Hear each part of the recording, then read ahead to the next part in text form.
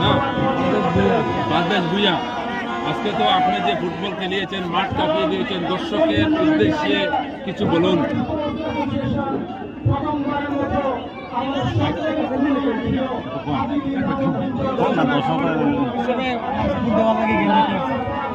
এরকম দর্শক তো আর আমি কোনো জায়গায় দেখছি না।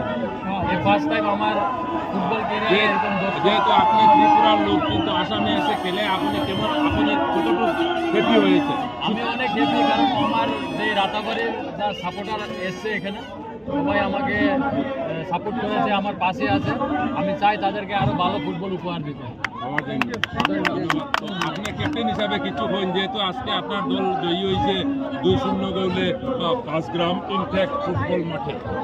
আমি প্রথমে একটা কথা বলবো যে আমার রাতাবাড়ি দলের সেমিফাইনাল যে খেলাটা খেলেছে আমার মণিপুর থেকে আমার প্লেয়ার এসেছে।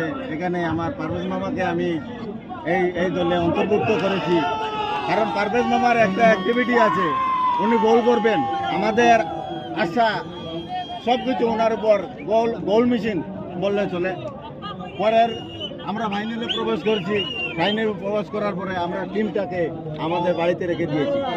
আর পারভেজ মামাকে আমরা অনেক কষ্ট করে ওনাকে জোগাড় করেছি। শুধু আমাদের মণিপুরের যারা ভালো ভালো প্লেয়ার এসেছে, ওরা ডিমান্ড করেছে যে পারভেজ ভুঁইয়াকে এই মাঠে আনার জন্য, যাতে আমরা চ্যাম্পিয়ন হতে পারি। সেই তদ্রুপ আমাদের এই টুর্নামেন্টের সফলতম আমার প্লেয়ার হচ্ছে আমার পারভেজ ভুঁইয়া, নাম্বার 7 পারভেজ ভুঁইয়া। ওনাকে আমরা রাতাবাড়িবাসী অনেক আনন্দিত।